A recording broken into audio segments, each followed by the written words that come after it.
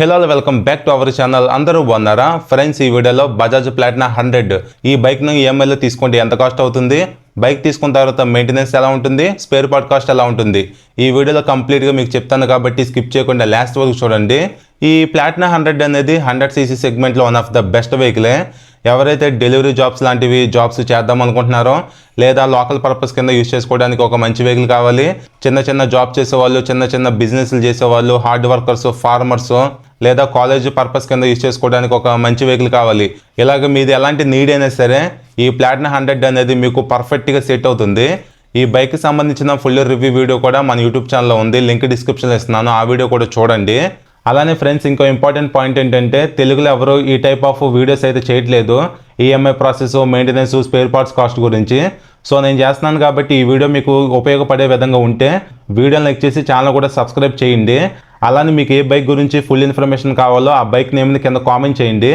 ఎక్కువగా ఏ బైక్కి కామెంట్ బాక్స్లో లైక్స్ వస్తాయో అలానే రిపీటెడ్గా ఏ బైక్ నేమ్ వస్తుందో ఆ వీడియో అనేది నేను ఫాస్ట్గా చేస్తాను.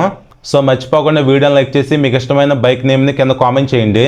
ఇంకా మనం ఎలాంటి లేట్ చేయకుండా వీడియోని స్టార్ట్ చేసి బైక్ గురించి మిగతా విషయాలన్నీ డిస్కస్ చేద్దాము. Without any late let's begin the video.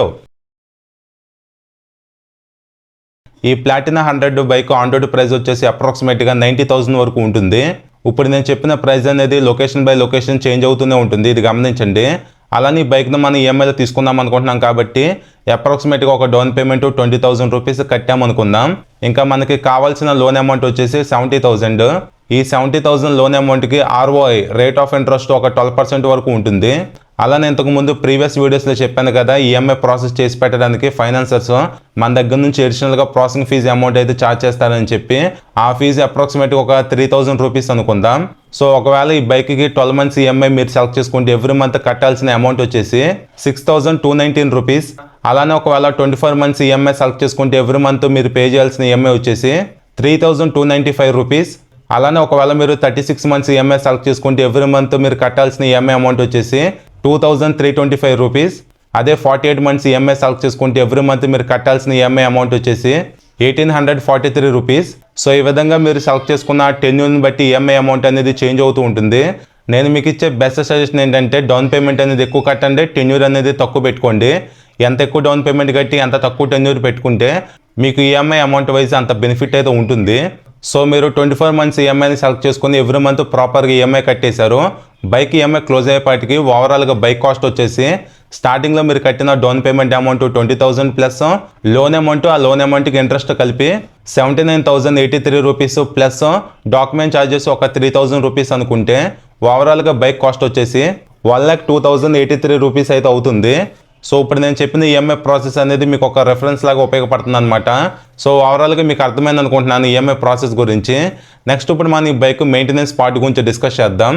ఈ ప్లాటినా 100 బైక్ మైలేజ్ వైజ్ ఈజీగా 70 kilometers మైలేజ్ అయితే ఇవ్వగలదు. ఇప్పుడు నేను చెప్పిన మైలేజ్ అనేది బ్లైండ్గా చెప్పట్లేదు, నాకు తెలిసిన వాళ్ళలో కూడా ప్లాటినా 100 బైక్ యూజ్ చేసే వాళ్ళు ఉన్నారు. వాళ్ళని అడిగితే ఏం చెప్పారంటే లోకల్లో 60+ అయితే వస్తుంది, ఎప్పుడైనా లాంగ్ వెళ్ళేటప్పుడు ఈజీగా 70 kilometers మైలేజ్ ఇస్తున్నట్టుగా వాళ్ళైతే చెప్పారు. ఈ ప్లాటినా 100 ఏంటంటే మైలేజ్ కోసమే డిజైన్ చేయబడ్డ బైక్ కాబట్టి ఈ బైక్ నుంచి మంచి మైలేజ్ మీకు వస్తుంది, కానీ తక్కువ మైలేజ్ అయితే ఏమీ రాదు.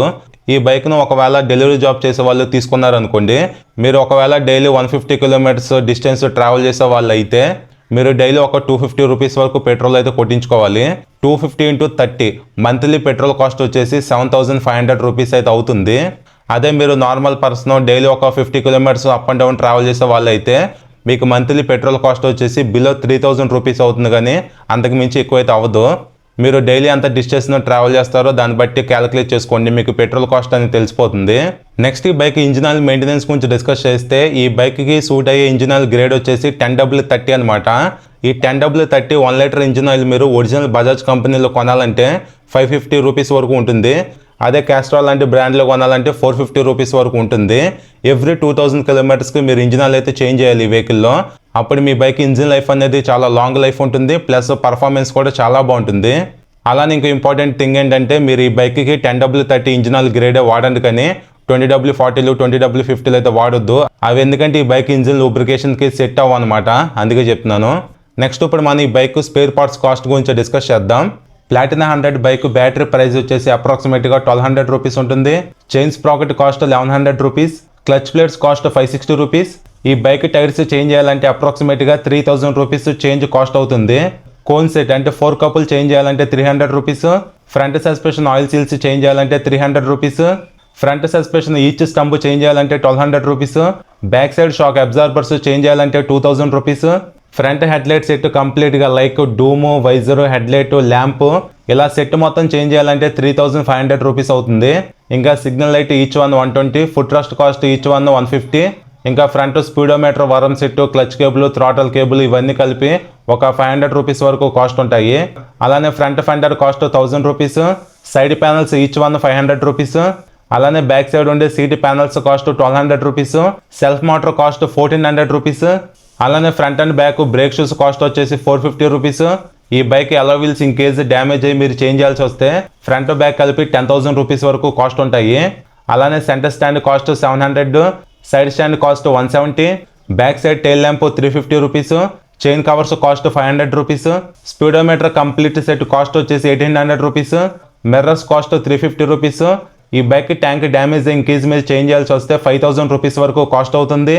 అలానే bike air filter, oil filter ఇవి రెండు కలిపి చేంజ్ చేయాలంటే అప్రాక్సిమేట్గా 250 రూపీస్ వరకు కాస్ట్ అవుతాయి. ఇంకా ఈ బైక్ మీరు యూజ్ చేసిన తర్వాత లాంగ్ రన్లో ఇంజిన్ అనేది బోర్కు వచ్చినప్పుడు ఈ బైక్ ఇంజిన్కి మీరు ఫుల్ బోర్డ్ చేయించాలంటే అప్రాక్సిమేట్గా ఒక 10,000, 8,000 ఇలాగా మీరు షోరూంలో వర్క్ చేపిస్తున్నారా, ఆఫ్టర్ మార్కెట్లో వర్క్ చేపిస్తున్నారా అనే దాన్ని బట్టి ప్రైస్ అనేది వ్యారీ అవుతూ ఉంటుంది. సో ఇది ఫ్రెండ్స్ ఓవరాల్గా ఈ Bajaj Platina 100 bike running spare parts cost గురించి. సో ఈ ప్లాటినా 100 అనేది 100cc సెగ్మెంట్లో వన్ ఆఫ్ ద బెస్ట్ వెహికలే, హ్యాపీగా మీరు కన్సిడర్ చేయొచ్చు. ఈ బైక్ తక్కువ ప్రైస్లో వస్తుంది, తక్కువ మెయింటెనెన్స్ ఉంటుంది, మైలేజ్ కూడా చాలా బాగుంటుంది. మైలేజ్ అనేది మీ రైడింగ్ స్టైల్ మీద, మెయింటెనెన్స్ మీద డిపెండ్ అయి ఉంటుంది. మీరు డీసెంట్గా రైడ్ చేస్తే గుడ్ మైలేజ్ వస్తుంది అనమాట బైక్ నుంచి. అలానే వెహికల్ మెయింటెనెన్స్ కూడా మీ చేతుల్లోనే ఉంటుంది. బైక్ని మీరు కొంచెం జాగ్రత్తగా చూసుకుంటూ కేర్ఫుల్గా రైడ్ చేశారనుకోండి మీకు వెహికల్ లైఫ్ కూడా ఎక్కువ వస్తుంది అనమాట. లేదు మీరు ఎలా పడితే అలా వాడేసి ర్యాష్ డ్రైవింగ్ లాంటివి చేశారనుకోండి వెహికల్ కూడా కొంచెం త్వరగా పాడైపోతుంది. ఈ బైక్ అనే కాదు, ఏ బైక్ తీసుకున్నా సరే మీరు ఎంత కేర్ఫుల్గా బైక్ని హ్యాండిల్ చేస్తున్నారు అనే దాని మీద మైలేజ్ అండ్ మెయింటెనెన్స్ అనేది డిపెండ్ అయి ఉంటుంది. సో మీకు కంప్లీట్గా ఒక ఐడియా వచ్చింది అనుకుంటున్నాను ఈఎంఐ ప్రాసెస్ గురించి, వెహికల్ స్పేర్ పార్ట్ మెయింటెనెన్స్ గురించి. ఇంకా మీకు ఈ బైక్ గురించి ఏమైనా డౌట్స్ ఉంటే కింద కామెంట్ చేయండి. అలానే నెక్స్ట్ మీకు ఏ బైక్ గురించి ఫుల్ డీటెయిల్స్ కావాలో ఆ బైక్ నేమ్ కూడా కింద మెన్షన్ చేయండి, నేను వీడియో అయితే చేస్తాను. సో ఈ వీడియో నచ్చితే లైక్ చేసి మన ఛానల్ ఫస్ట్ టైం చూస్తే సబ్స్క్రైబ్ చేయండి. Thank you.